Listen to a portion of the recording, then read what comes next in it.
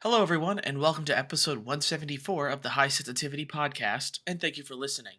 If it's your first time here, we talk about video game and movie news, as well as we watched or played over the week. My name's Barry, along with my co-hosts. Craig. That's my name. Well, one of those Craigs. Just one Craig.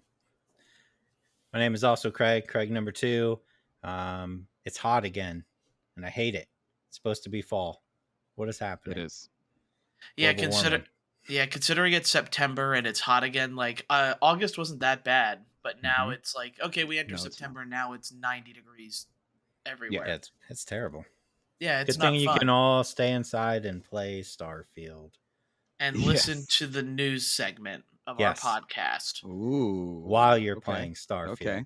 while you're playing While Starfield. Starfield. Exactly. Of course. Yeah. Not a lot in the news department, but a little bit. Follow up from last week, PlayStation Portal is announced to be coming out November 15th for $200. Pre-orders are starting up soon here.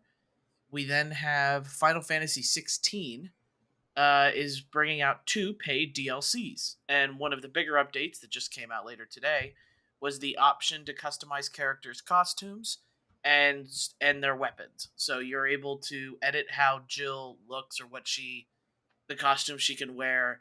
You're able to edit Clive's sword to look like other Final Fantasy character swords. It's Yes. pretty fun. I like the little fun update. The PC port is now in development, according to the maker, and it's just nice to see that we're gonna get some DLC. I'm cool with it. Yeah, any more of that game, just keep adding to that game, please. Just more. I always feel like I miss out on this stuff because I don't go back and play it. So I'm like, I already beat it. I'm not going to play it again. And then I never do any of this extra add-ons. Really, Kind of a bummer. Yep. I was about to say I kind of like the DLC being able to go back, like I do with Horizon Forbidden Mhm. West. Like No, I I hadn't don't played do that that. in so long, and then the DLC comes out, and I'm excited to go back and play. I wish I This is did. like- I just don't anymore. Yeah, and this is like the number one game that the three of us are struggling not to replay Mm-hmm. because of the fact that there's so many new games coming out. So give us more content, we will play it most likely Next year. next year. Now, so I feel like I know one of the ones that Craig's going to talk about, so I'll leave that one for Craig. Next one is going to be the PlayStation Plus fiasco.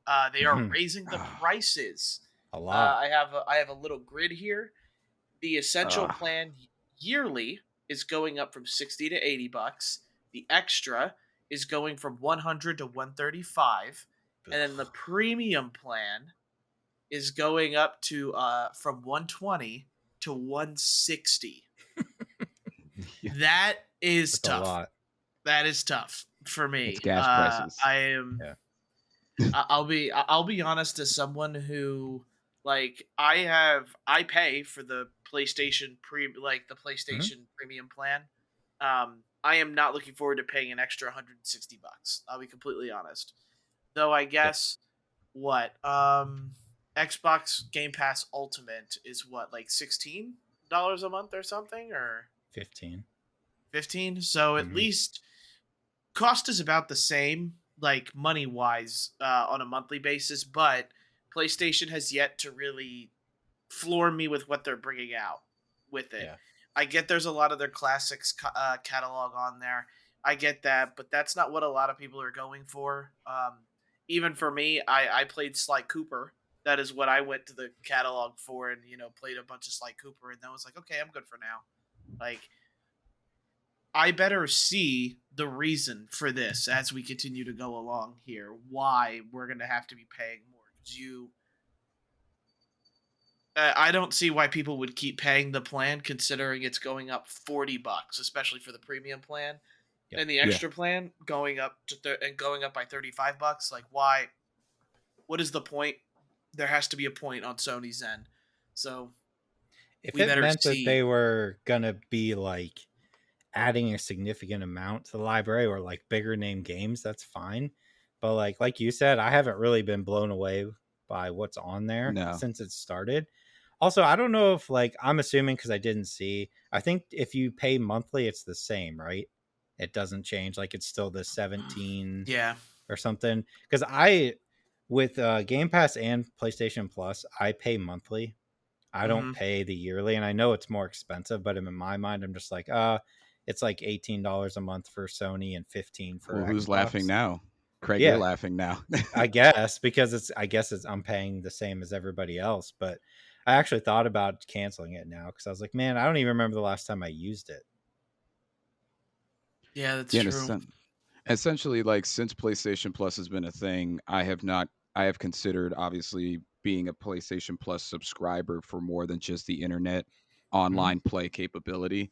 This is insanely outrageous. And what I'm guessing, because gamers are smart and resourceful, is people are just stacking right now before that happens. Yep. Um, and it's kind of funny because back when Xbox raised their prices, I was like, oh, that sucks. Like that's how I thought about it in that type of like urgency. It's oh man, darn it, raise prices again. Well, it's not as bad as Netflix, right? You know, and then PlayStation turns around and essentially is charging us for a Mazda or charging us for a Ferrari when we're driving a Mazda with their plan, essentially. Yep. You know what I mean? And no offense to any Mazda drivers, that's one of the cars I remember growing up. It was my mom's car, He and it was just needed an reliable. analogy, ladies and gentlemen. He just Yeah. needed I something. did. It was reliable and nothing flashy, Yep. but I don't know. It's quite a hike in Yeah. terms of the price there. It's unbelievable. Yeah, I mean, if they were gonna, if you could look at it like you look at Game Pass and be like, all right, every first party Microsoft game is on Game Pass, then I would really have no issue with it. But when you look at Sony's first party titles, none of them are on PlayStation Plus. None of them. So like, why am I paying more? You're not giving Or me they God of come, or War they're or any coming of a that lot stuff. later. Right. Like that's gonna be the thing too. Right. Like 2018 God of War is on there, but now Right. that game is at this point almost 6 years old. Um, Mm-hmm. so that's where, yeah, no, I get it.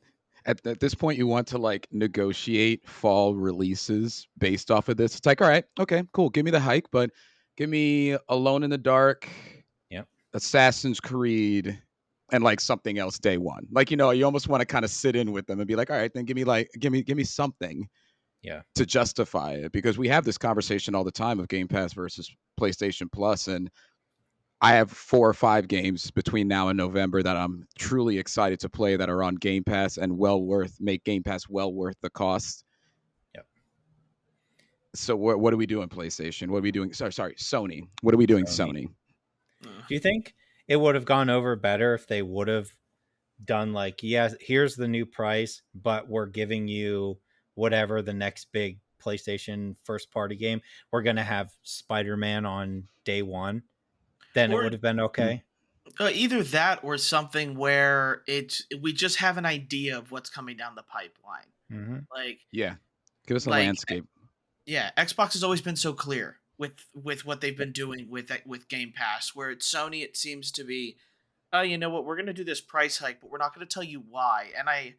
And I get that maybe they're trying to save a surprise. There are rumors that a state of play is coming out sometime in September, focusing on Japanese developers or Chinese developing games.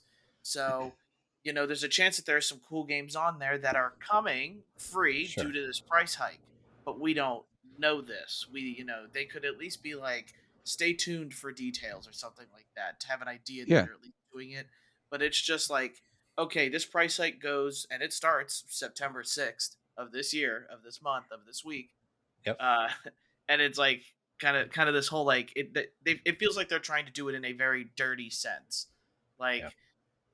by the time people start asking for PlayStation Plus renewals for Christmas and things like that, like I do, uh, it's now just it's like, oh wait, it's $40 more now, and it's like, really, like just in time for the holiday season. Yep. Or they could have even done like Final Fantasy 16 will be on PlayStation Plus Premium next week to Yeah. coincide with the hike, Like they could have done that. they could have. Just something. There's a lot of Yeah. options based off Yeah. of the library that they could show off. Yep. So Whatever. And then lastly for me is the Starfield release issues. There's been a lot of issues with Starfield as of right now. The most no, interesting release issue that I've been seeing is people have been pre-ordering the Coalition edition for Starfield that has the early access, all of the collector's edition stuff, but people are getting it for the wrong systems. People are saying they got the pre-ordered Xbox or versions and getting PC versions instead. I Love it. am very interested to see what ends up happening because apparently businesses like GameStop, according to what I've been reading on the Reddits and everything like that, have been telling people like, "Hey, like if like you can return it, but we can't guarantee we can get you an Xbox One." And it's like, well, I pre-ordered one. Isn't that the whole point? Um, it just doesn't seem like that's the they. It doesn't seem like that's a fixable issue at this point. For whatever reason, retailers sent out the wrong edition of the game to certain people, and it's like, well, is it just a simple switcheroo, or Mhm. did we never have the Xbox version and we're like, oh, we have extra PC versions, here's the PC version or something like that, or we didn't get enough Xbox versions. Yeah. um, it's kind of all over the place with Starfield. It seems like there's always some sort of issue with like Bethesda collector's editions. It was the same thing with Fallout 76 where you didn't get a canvas bag, you got like a Mm. cheap nylon bag Yep. with Fallout 76. So Bethesda just can't do anything right. And for the most part, I absolutely agree. And we'll talk about Starfield a little bit later as I I played it over cannot the wait week. for that. I cannot wait for Um, that review. It's that'd be a simple enough fix for Microsoft, specifically, just to be like, all right, you got the PC code, just generate them an Xbox One, yeah, but what or about people vice who want it versa. physically? Oh, like it's on like that little whatever that is. Like I Hmm. feel like you could still have, like, you can keep that. But like, all right, so we'll email you the code for Xbox since you want it on Xbox. You can still keep that. Like, it's like, it almost looks like a USB stick that it came on, the Yeah. little Hmm. code, and that way you still have it to display. That seems like an easy fix. Yeah, one of the Yeah, things that I'll go ahead. I was gonna say, do those codes come with like a serial number attached to them or anything like that, so that you can verify? Or I mean, because I would assume you'd be able to, like, if you were contacting Microsoft, be like, here's my code. I pre-ordered for Xbox. It says it's for PC, and they could just be like, "All right, here's an Xbox One for you. Deactivate the PC one." yeah, that's Yeah. what I was thinking. Yeah, to Yeah. piggyback off of what you literally just said. Yeah, just Hmm. deactivate it and Hmm. send the right version. Correct. Yeah, I'm interested to see how this ends up getting fixed. For the most part, like the only time I ever had an issue with a release date thing was with like Tales of Arise when I pre-ordered the collector's edition from Bandai Namco, and like for them, mine was just late. I didn't. It wasn't. It was like, oh hey, we're a little behind on shipping. They emailed me a free copy of the game and was like, here you can play it while you're waiting for your collector's edition. I Yeah. gave my code to Craig. Craig's a real one over there with it. Thank you so much for that.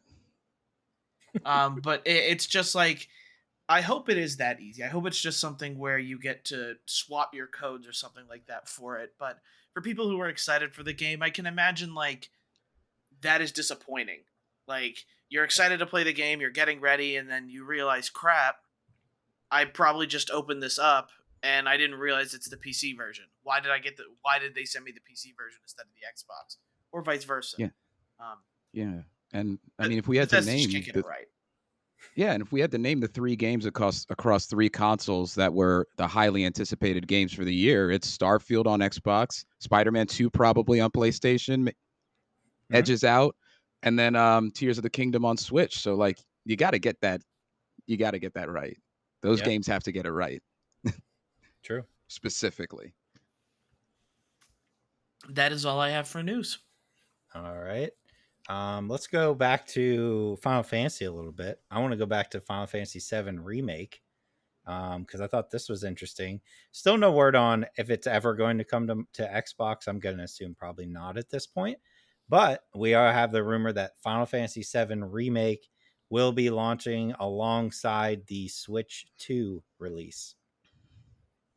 That'd be a fun As- game to have portably. So Ooh. yeah, so as of right now, we have um, Final Fantasy VII Remake and a new Mario rumored as release games for the Switch 2, which again is supposed to be rumored early next year, Yeah. 2024.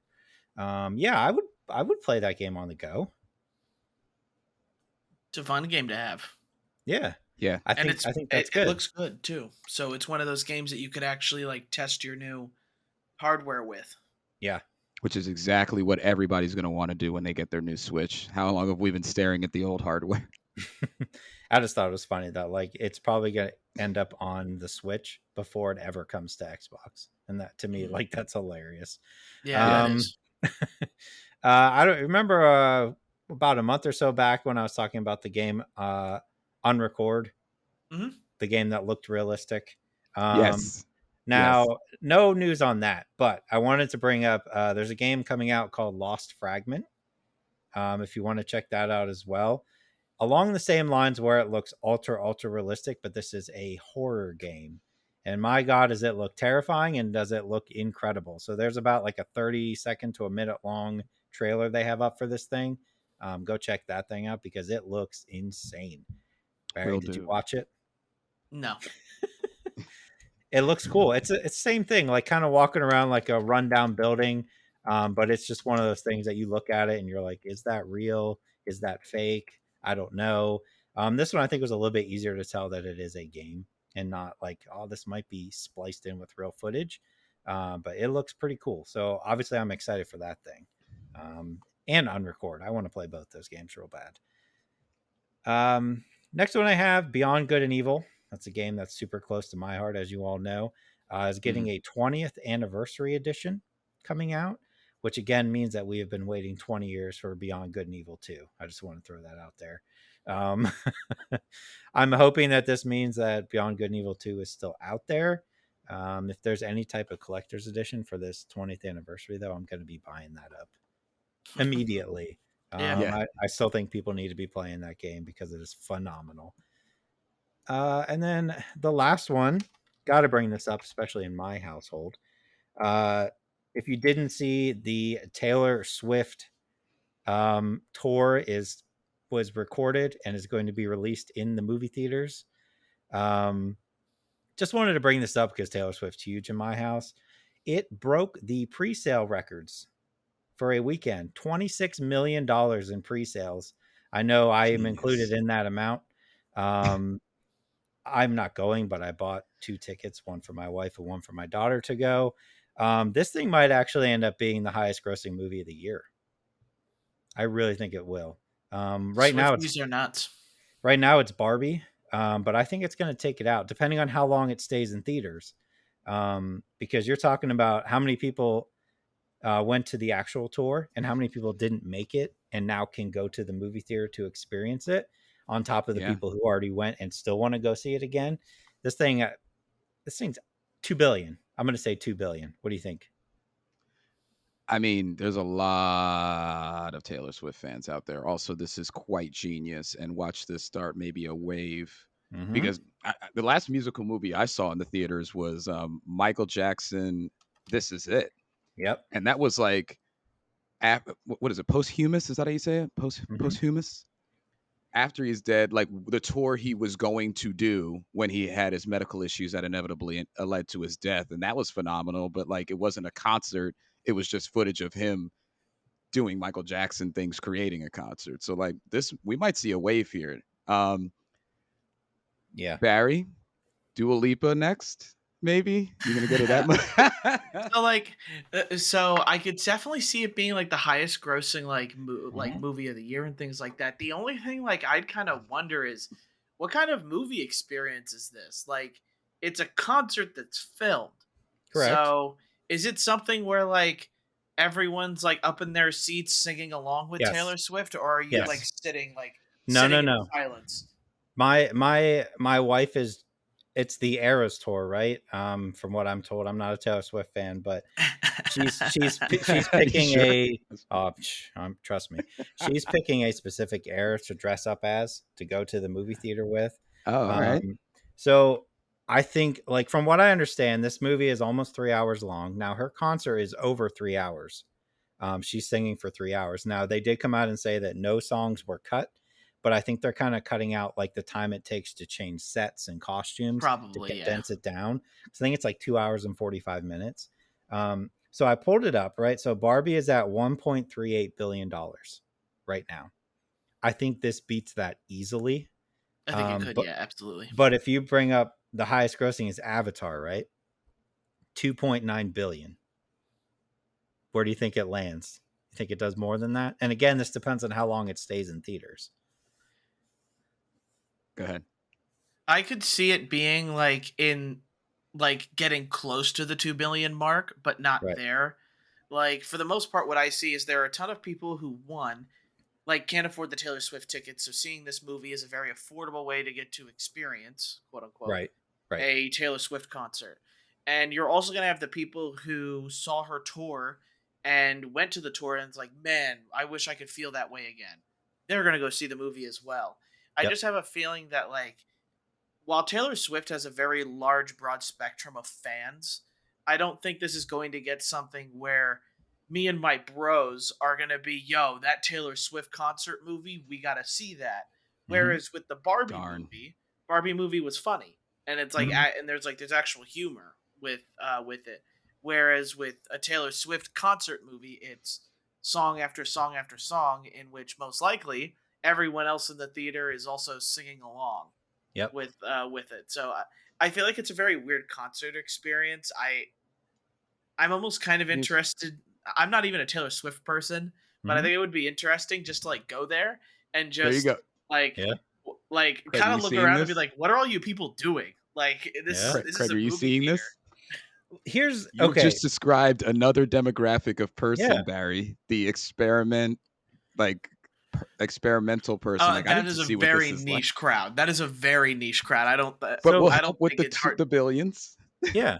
See, okay, so from what I'm finding, they're saying that the Taylor Swift tour is expected to make $2 billion in the US alone. Now she's outside the US right now, touring now, but she's coming back. Now the thing is like her tickets. The big thing with this is she recorded this. She got permission to record this before the strike happened so that she could put this out. The big movie companies are mad at her because she literally went to AMC as her own movie and did not go through a distributor like Universal or somebody like that or Disney Oh wow. and was like, hey, I recorded this. I want to put it in your theaters. Right. So the big movie companies are like, you can't do that. And Taylor Swift's being like, I can do whatever I want. And people are going to come. So she's taking her movie tickets, the prices right now for, in our instance, we don't have an IMAX close to us, right? But we do have a Mhm. bigger screen format theater close to us. Those ones are $21.89 for tickets. Normal ticket prices, she said, would be $19.89 for 1989, which is her birth year. So if you think about the amount, it's not going to make as much money as like these $400 tickets she was getting for the actual concert. But think about how many times these people are going to go to this movie, probably more Yeah. than once, right?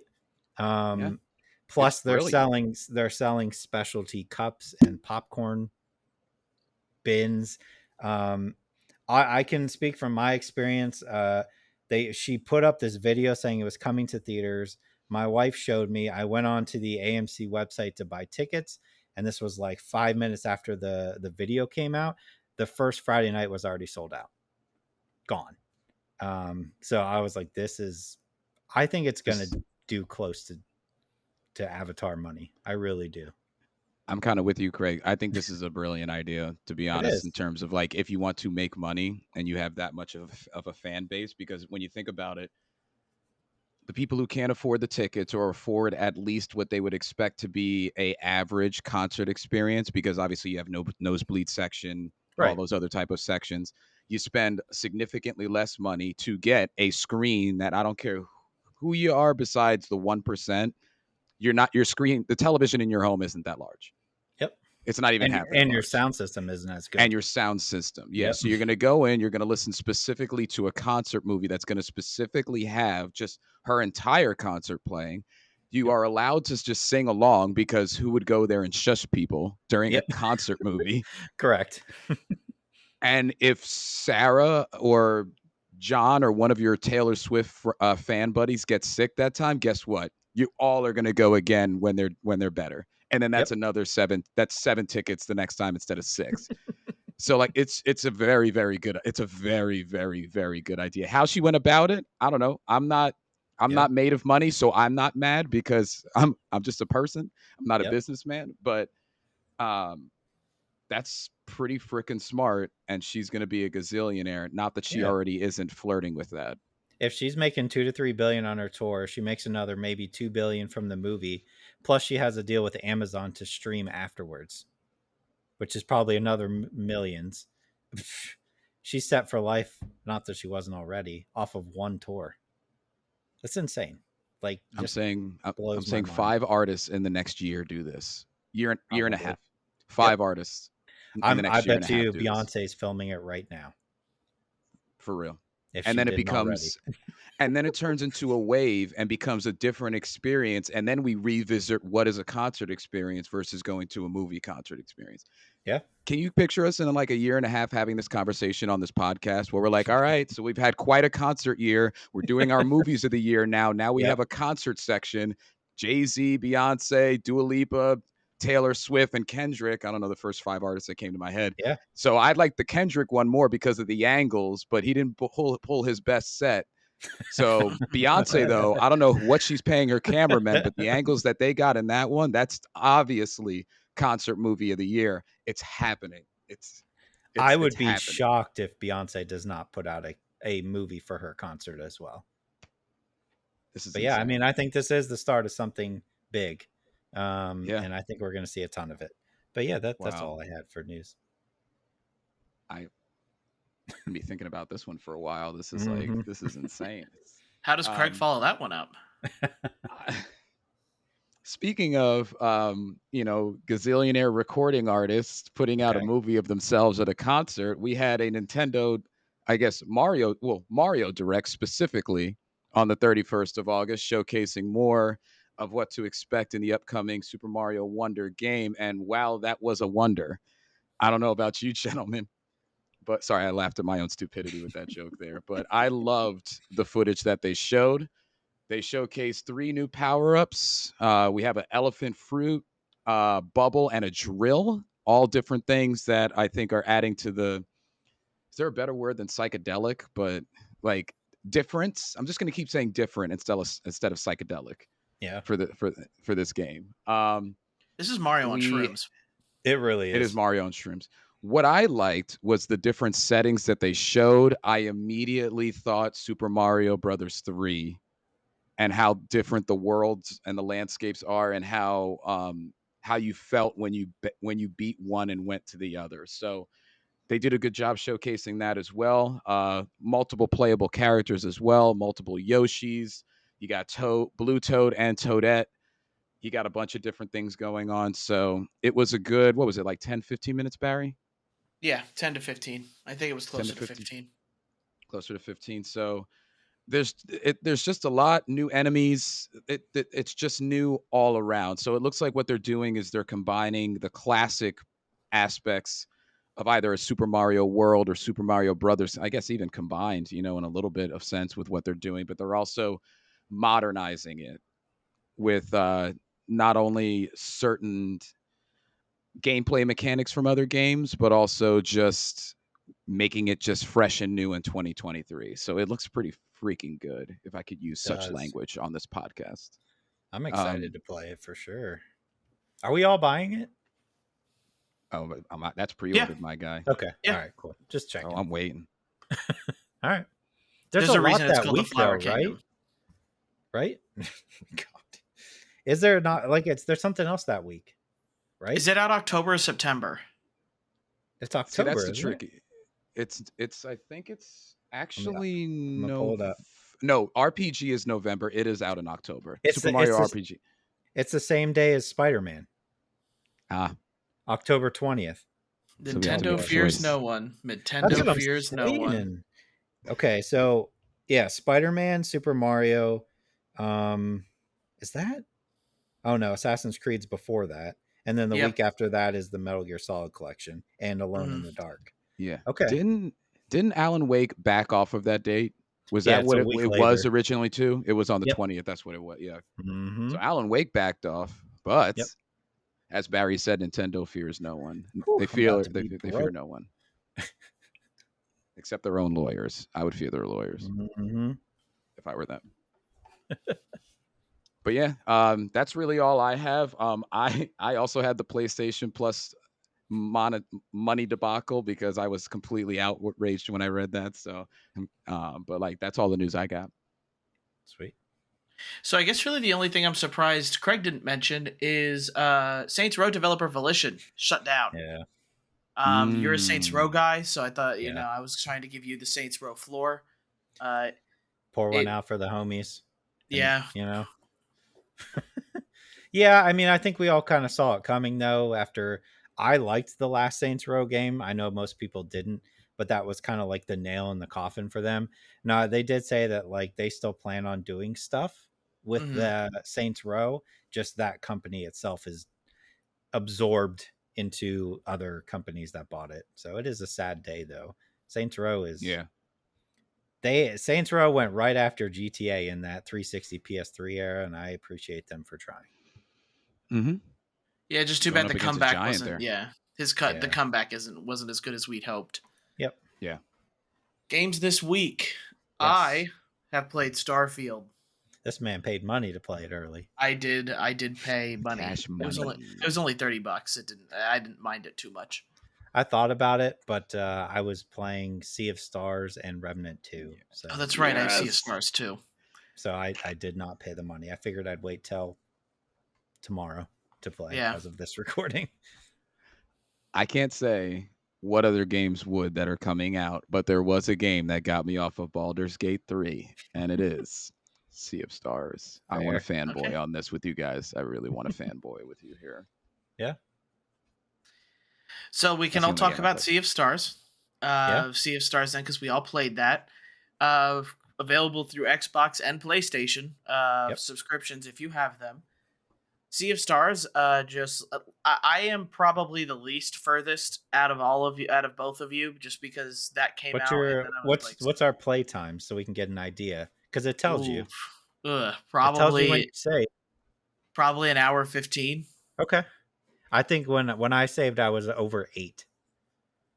I'm around you. I'm around where you are, Craig. Okay. Cool. All right, continue. I was just curious. Well, no, like for me, I'll let you mostly talk about it. Early impressions are I really like it. It reminds me of like older type of RPGs that I used to play when I was little, and I Mhm. think it just has this certain amount of polish that those games don't have that we expect to have now in our games. So, Sea of Stars is good. I just want to know what character did we all pick? Are we the Blade Sun Dancer or Nope. the I used the Valerie. girl. Yeah, Valerie. we all picked the girl? Yeah. Oh yeah. Not that Oh, it yeah. matters. You can switch. Yeah, it doesn't hurt. I think like my impressions of it is it looks good. The music is good. Um, I think that I think the writing is bad.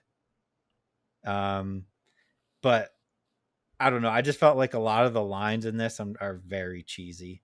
I think the story is pretty cheesy, but the idea of everybody leveling up at the same time is interesting to me. You really don't level up that much. I think I'm level 8 or 9, Okay. like 8 hours in. So I feel like I don't level up a whole lot. It makes it challenging. I feel like the boss battles, even normal battles, can be pretty challenging. Definitely. I like the idea of like certain character, like when you're fighting somebody and they have like you have to do this type of damage to knock them out of their bigger attack. I think that's a cool idea. But yeah, I've been playing it and I'm like, I'll play it and I'm like, man, this writing is so cheesy, but for some reason I can't stop playing it and I don't know what it is. There's just something about the game that I'm like, I could play other things, but I'm just going to play this.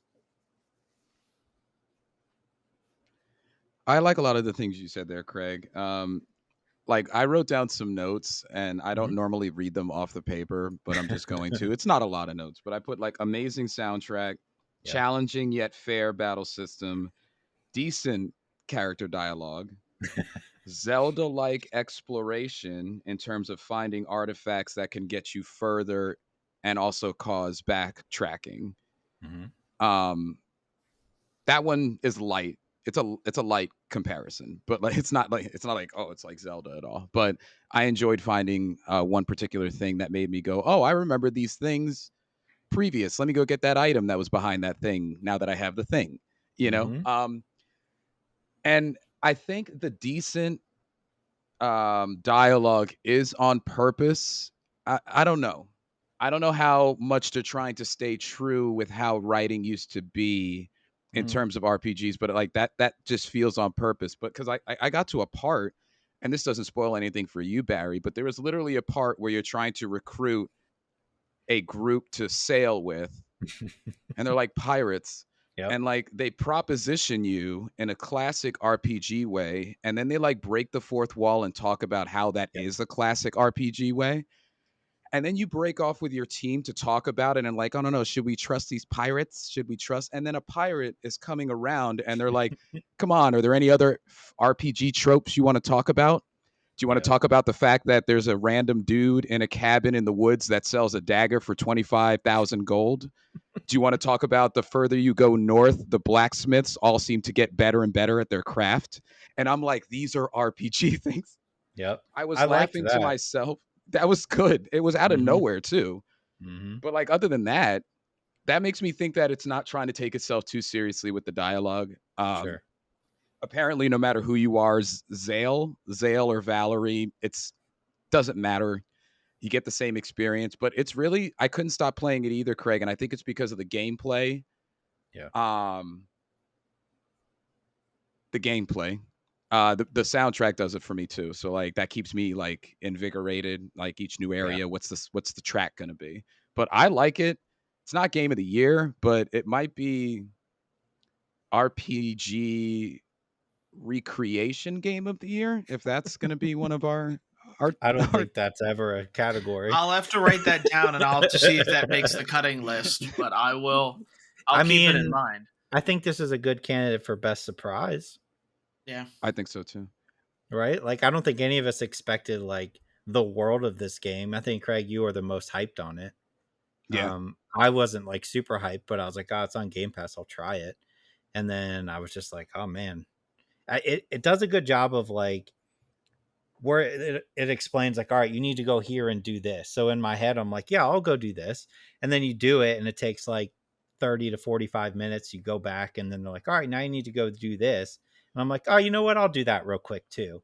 And then before you know it, you're like 3 hours deep and you're like, oh, whoops. Oh, yeah. Yeah. I didn't cook dinner. Right, Yeah, yeah. exactly. And that's a good thing about a game that you lose track of time. There's too many games I feel like I play nowadays where I'm like playing and then in the cutscenes I'm looking at my phone and then like doing all this other stuff. That game I don't do that. Yeah, agreed. Yeah, it's a good one. I think everybody should try it, especially if you have Game Pass or PlayStation Yeah, Plus. it's on Definitely both. give it a whirl. Yep. Remnant or Starfield? I can do Remnant real quick. I wasn't a huge fan of the first Remnant. I think this one improves on a lot of what I didn't like. I feel like the movement and the shooting feels a lot better than it did in the first one. I don't know how much. Barry, did you play a lot of the first one? I did play a little bit of the first one. I am Okay. very interested in the second one, especially Yeah. from how well it reviewed. I just think like the first one was so clunky to me that I ended up dropping it because I was like, this just doesn't feel good. This right away, like you get right into this game, you're like, oh, this feels much better. It kind of reminds me of like how I felt first time playing Destiny. It's not that fluid, but I was like, yeah, this like I'm pulling off headshots and I'm like rolling around, kind of like Gears of War rolls. And I was like, yeah, this is what I wanted from the first one. I want to play more of it. I think it's a good game, but I've just been keep going back to Sea of Stars for the moment. So like I'm gonna try and obviously now Starfield tomorrow, depending on whether or not I like that game. And then you got what NBA as well this week. But I do want to play more Remnant because I think it's something is extremely right about that game. I just need to figure out what it is and if I want to put the time in to complete it because it's a long game. Yeah. We should do that one together because like we're all intrigued by that one. I think we should do that one together. And I do think if I remember, the first one came on Game Pass a little bit afterwards, so a part of me is waiting for this to be a Game Pass game. Just got you. Something that is. I think it very well could be on Game Pass soon. All right, what everybody's waiting for: Starfield. Yes. I am a good 6 hours into it. I put time and my money into Starfield. Okay.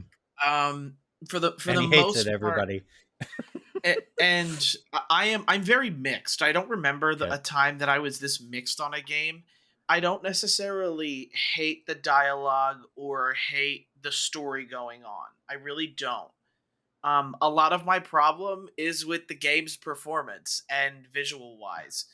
Um, I want to remind people that Bethesda went and made a new engine for this game for their next gen games, and a very popular thing happening on the internet this week was comparing Starfield to Horizon Forbidden West that has now come Hmm. out 2 years ago at this point, or a year ago. It's one of Year the two. ago. Hmm. Year ago. The difference is night and day. Horizon Forbidden West still outperforms this game in every single way imaginable. Um, Smaller but game though, right? Uh, I guess maybe a smaller game, but and here's the thing with a lot of what Starfield has to do. Hmm. Starfield, like, I don't mind their character movement, but they're like the inside of their mouths, they're just black. Like you could Skyrim see, like. mm, yeah, it's kind of funny. I made it almost looks like the person like that you're talking to. All of their mouths, they use that charcoal like toothpaste, oh Okay. yeah, and it yeah. like there's black around their teeth and things like that. It's like I get it's meant to be like distinctive, but it just looks a little funny Okay. in a lot of the ways that I'm playing. There are a lot of mechanics this game throws at you that I don't feel get like flushed out well enough. They're in my 6 hours. I definitely have spent at least 2 hours wondering, wait, what am I doing? What the hell do you want me to do? I have to go into a menu because there's all this like there's so much menu hopping, and I'm not the biggest fan of that. It the game's like Outer World and stuff. I don't think it looks bad. Like space travel's fine, but one of the things that I think, and apparently this is gaining traction, like Todd Howard came out and said that you would be able to like fly to planets and things like that during this. Streamer and game personality and also writer for Santa Monica Studio, Lana Pierce, went and set a travel to Pluto, wasted 7 hours to drive to go to Pluto, and then her spaceship phased right through it. There was no like actual like moving from orbit to planet. You have to like engage in like, okay, I'm landing here, that kind of thing. Like it's one of those things where the planet is essentially a flat piece of paper, and unless you Yeah. interact with the flat piece of paper correctly, you just go right through it. Which I apparently a lot of people have been hating on Starfield for as of recently. Um, but now I will field any questions that the crowd may have. That sounds Oh, very Bethesda like though. Yes, So, absolutely is. question I have Yes. go ahead. is I'm not a fan of Skyrim. We've talked about this before. I enjoyed Fallout 4 for a decent amount of time. Can I play this game as a first person shooter like I played Fallout 4 and have a good time? I think Or is so. it okay? All right. That's fair. Mm. Piggybacking off of that, how is the shooting and the first person? How is the battlings? I actually think it's pretty good. Okay. I haven't Okay. had any issues. It doesn't feel bad. Like I remember when I played like Fallout 76, and I'm gonna keep harping back to that because they should have paid me to play that game. Um, but like, and I didn't play Fallout 4. I remember playing Fallout 3. Like shooting was a little wonky in that one. This is pretty good. I don't have any Okay. issues. I feel like it's all pretty smooth for the most part with everything you kind of can do. With the game, I feel like shooting wise is fine. I think battling people will be easy enough. I don't see any issues with that. I guess like it's just that there's so much the game doesn't tell you. I got into an altercation, people landed ahead of me. So I jumped off a low gravity planet of like this like little um it's like a ledge. I was going from the ledge of like let's say a not a roof but like a mid-level home down to the ground. Now, the game doesn't tell you that if you jump off at a distance, you're going to sprain your leg or do something to do something to your body. And it's a low gravity planet. I was falling slow, and then the game goes, prognosis, you sprained your leg. And I was like, wait, what did I do? I okay. Like, and there are little tiny debuffs with that. So like, until my sprained leg gets better, my character grunts when he's crouched. So when I It's like stealth, real I'm life. not, yeah, I'm not stealthy or anything like that. It's kind of strange. Um, Character creator wise, like I know a lot of Bethesda games try to do like this whole, like, okay, what's your background and things like that. I personally don't believe there are enough options, especially coming from a game like Baldur's Gate 3, where creating your character is almost as big of a moment as playing the game. Where Bethesda does try to like kind of innately do the same thing. They want your character, they want as much self immersion into the Starfield universe as humanly possible. The character creator isn't bad by any means, but it's all of the preset storyline stuff that you can do, whether or not, like, there's one that goes, you have parents. Yep. Effect, you can visit your parents. That's very Fallout, though. The Yeah, parents thing. Yeah. it's just some of that stuff that I was like, I wish there was more variety in Yeah. what some of the presets that you could do were. And Yeah. from there, like, I'm gonna try and continue to play Starfield, but I am mixed because of the, like, how lost I am on some of the controls. And I'm not sure, like, if you guys will have the same issue as me, but the game looks washed out. Like, it does not look colors, and the game does not look correct on my TV. And I've been in the settings. There's no display settings. There's no HDR setness in this game. There is no SDR brightness. Like, most games nowadays allow you to edit that. This game does not have that. You cannot edit the brightness. There is no display, like, settings, which I find a very odd thing to leave out. Like, I know that they're like, okay, Xbox is 4K, 30 frames a second or 60 frames? 30. I get that you want that locked in, but if my color doesn't look right, why can't I fix it? Like, it's not my TV. I know it's not my TV because I go into other games on Xbox and it looks just fine. Okay. It's something to do with Starfield. And I'm interested to see if, like, maybe a day one patch pushed out to you guys and that issue is solved. But for me, who's been playing it for 4 days, that is not the case. It looks strange, and I think there are probably a couple articles written about it as well. I don't think this is the game that Xbox had. Like, it is not the promised child that Xbox wants. I do think there is good things that Bethesda can use in this game. It is like it is a very, like, epic sci-fi adventure, and I think they do that very well. And I think the story is interesting. Like, in my 4 hours of playing it, it's just a matter of, like, all of the technical stuff is what's getting in the way of me enjoying what possibly could be a game that I like. But again, I'm currently mixed. Okay. Here's the thing. Craig and I literally, I mean, 3 of us did, but Craig and I literally just talked about a game that we could not put down, not because of the story or anything, but because of the mechanics.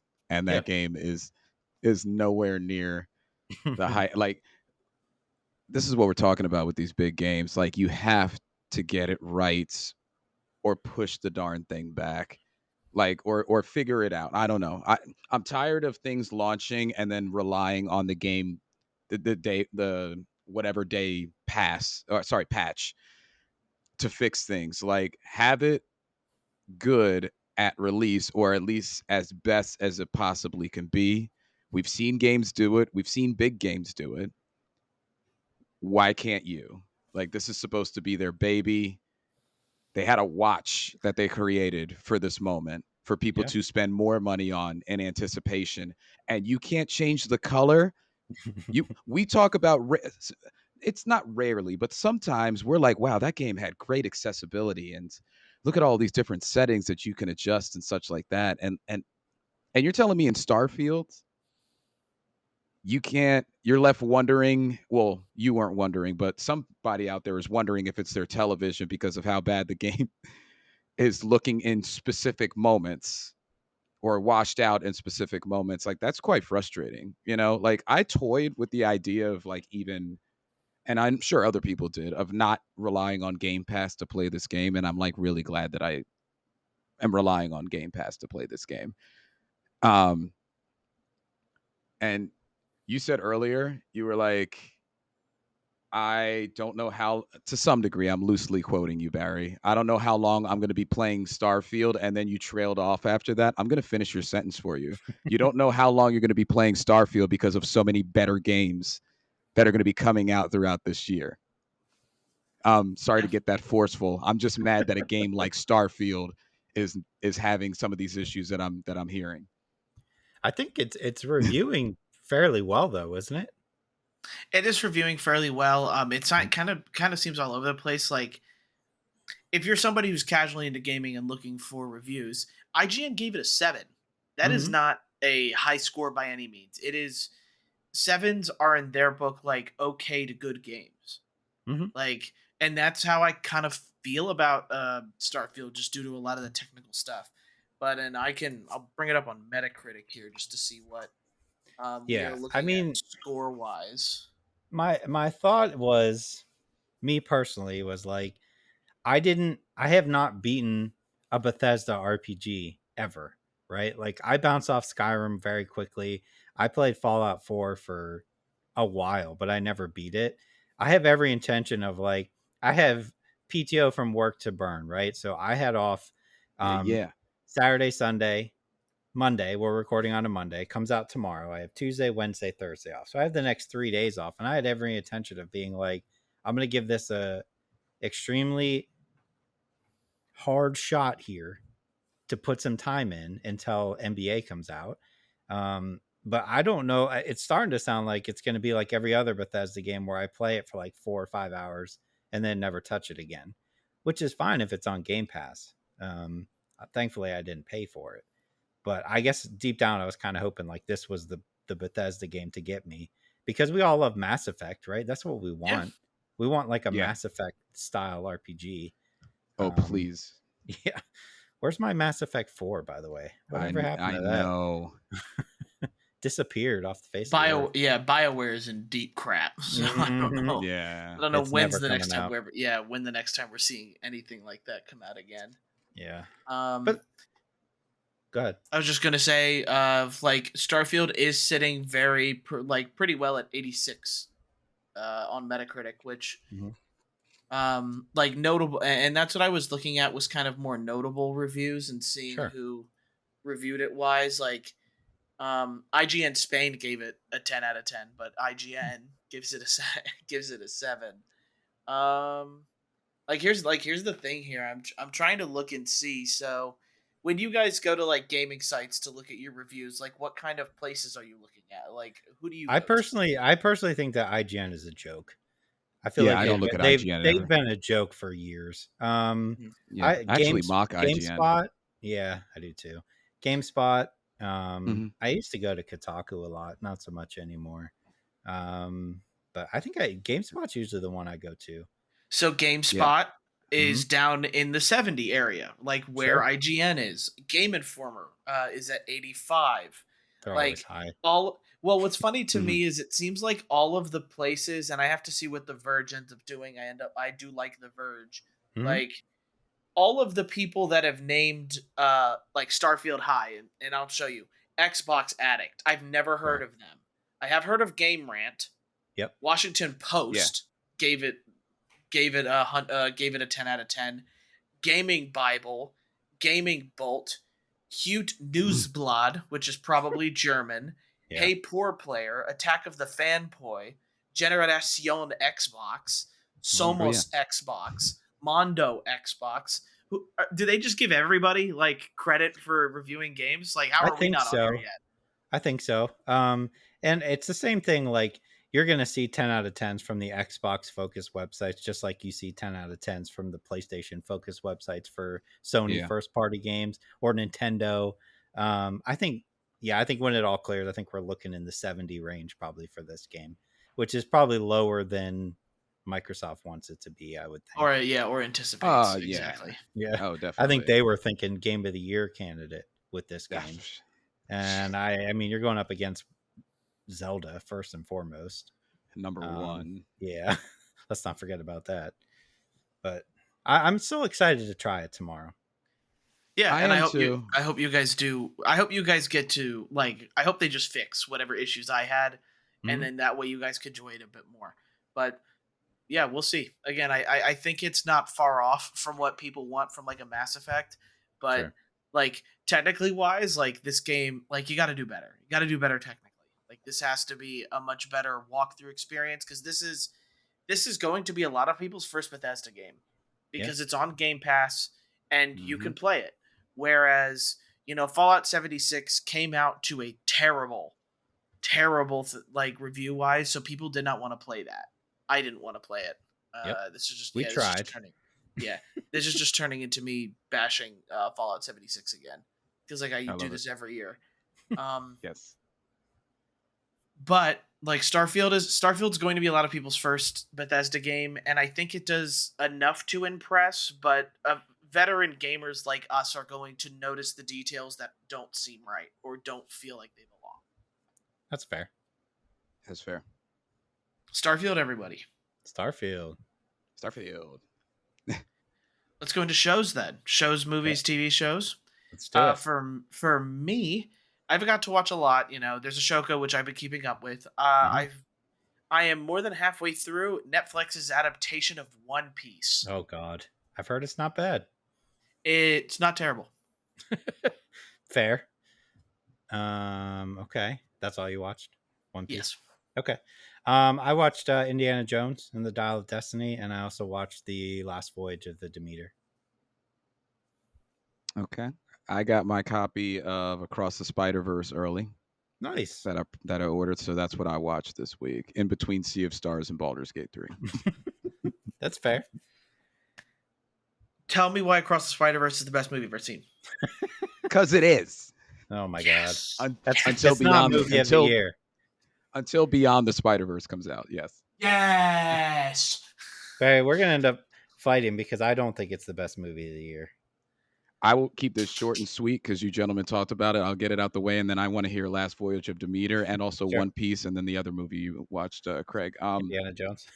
Indiana Jones, kind of a big thing, and I forgot. Yeah. I didn't even.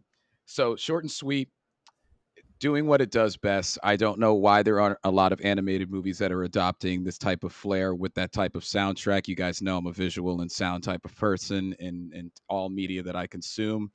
And this movie transcended my expectations. Not only were the I guess more athletic battle scenes fantastic, but the way they changed the art style based off of what was going on, you know, or where they were, like what universe or what part of the multiverse that they were in.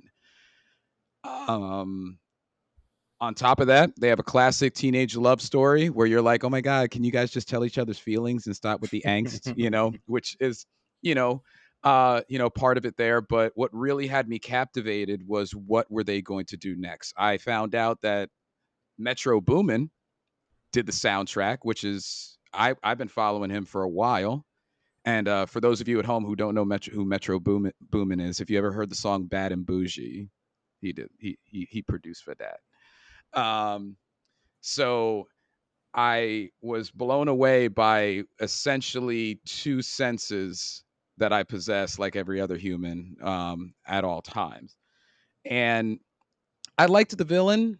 I had a very fun time with the "whose voice is this" kind of moment there because some of them you could just pick out. Other you have to like Wikipedia or like IMDb, but you can't go down too far to spoil it for yourself. So you just got to find the cast. It's a fun game. It's skyrocketed up my not as long list as the other two of you's movie of the year because I don't watch as much as I should. Um, but I was completely blown away, and I think everybody should be. I know it's not going to gross the most, but this is like what they're doing is fantastic, and I think it's one of the best films that I've watched this year. Fair.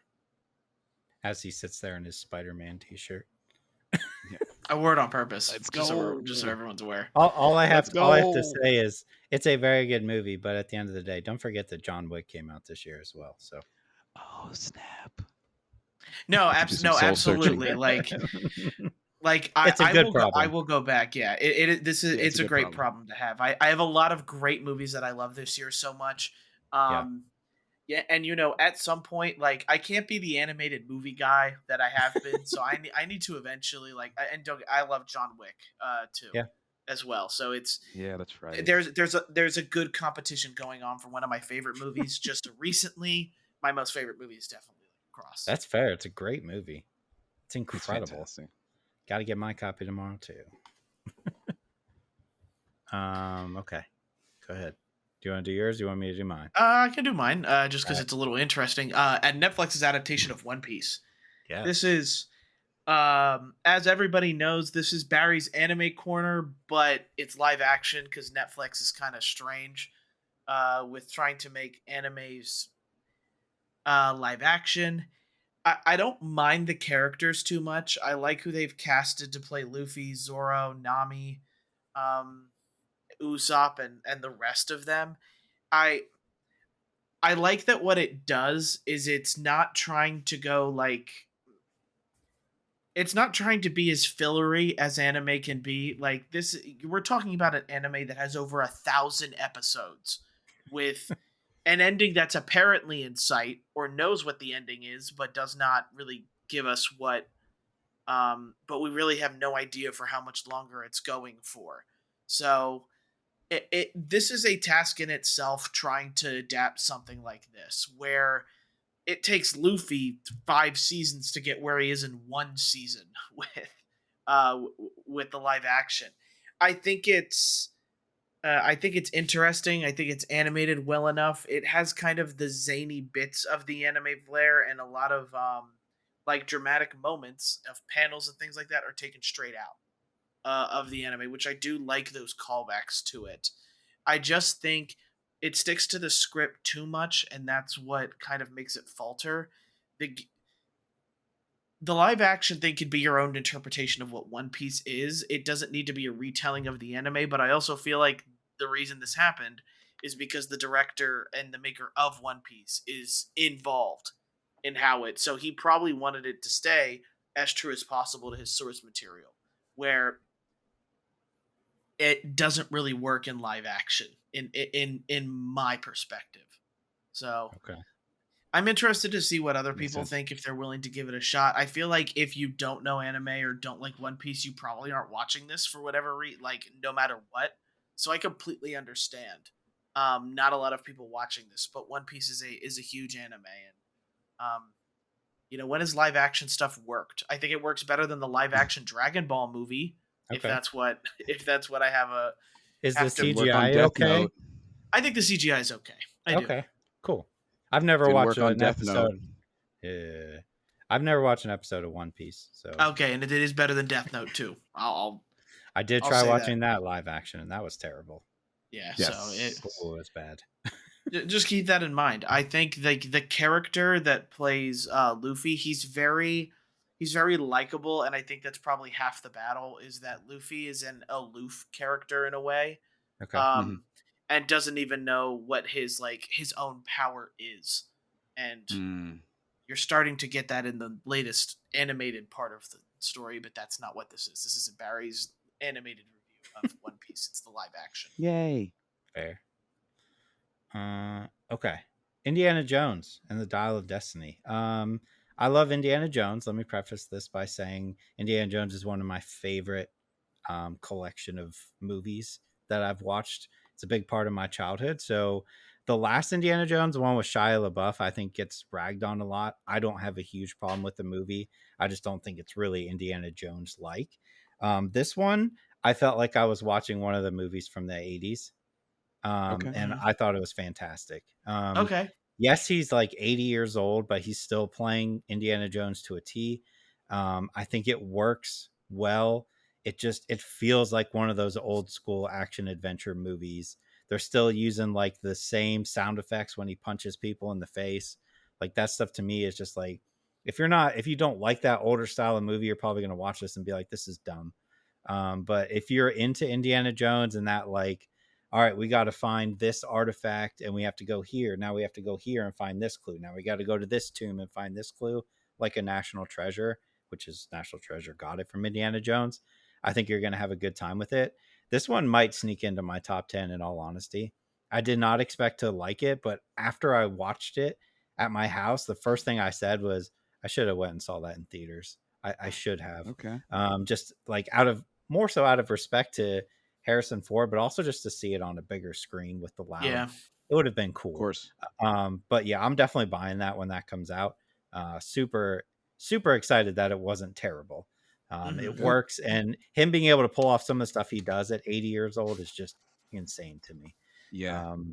He's a national treasure, and we should need to keep him alive forever. I see what you did. He's a national treasure. Get it? Yes, Because you said it earlier. Okay. And then Last Voyage of the Demeter. I don't know why, but I have a soft spot for old time movies on ships. And I don't know what it is. Like Master and Commander back in the day with Russell Crowe. Freaking love that movie. It's so good. I don't know. This is like, it was a perfect blend of like old school, like old time on a ship, but there's Dracula's on the ship and he's just mauling people to death and just disgusting. I thought it was awesome. They set it up as like, and if you've ever read like the Dracula book, the Last Voyage of the Demeter is like the first couple chapters. It's how he ends up in London. And Yeah. I really appreciate that at the end of the movie, they're setting up as like they can make more if they want to, because now he's in London. That's what I was more curious about. Like, are they going to follow the book, or are they going to be like, oh, he didn't make it off the boat, or how do they handle that? I think they did a good job. I don't know if this did well or not. I know it reviewed well. I'm going to assume it probably didn't make a whole lot of money, but I'm hoping they get to make more. The acting is phenomenal. And I will 100% go see another one. This is another one I probably should have seen in theaters, but it came out on digital so fast. Like, I think it's still in theaters right now, but like I looked on like Amazon Prime and I was like, oh, it's up already. What is happening? There you go. Okay. Yeah, so Okay. there's that. You can watch it at your house, not for free, but you know what I mean. Like you can rent it. Yeah. And I was like, man, that was quick. But yeah, 2 for 2 this week. They were both entertaining. And I don't think I need to go see Equalizer. I think I might do that this week. Oh yeah, That'll Denzel. love me. It's another some national treasure right there. He really is. But yeah, definitely those two Seriously. movies. Check them out. Last Voyage of the Mhm. Meter, perfect for October, for Halloween movies, and then Indiana Yeah. Jones is perfect for any time of the year. All right. I'm excited to watch Indiana Jones. Mhm. I never got to go to the theater for that one, so I'm interested. Yeah. Okay. All right. Well, I want to thank everybody for listening to the podcast. We appreciate anyone that takes the time out to listen. If you feel so inclined, please review this on your podcast listening platform of choice and share it with a friend if you think they'd like it. If you're watching on YouTube, please make sure to like and subscribe and comment on how Starfield is the greatest game ever made. And I'm just cynical a-hole for saying otherwise. Or the fact that I hate Bethesda so much. That's probably, you could say that too, with how You have bad a I feel vendetta about it. against them. Yeah. There you go. Fallout 76 is the biggest vendetta I have with gaming right now. Mm-hmm. And I'll never let it go. But I will have to let you guys go. And with that saying, we'll see you next time. See you later. Bye, guys.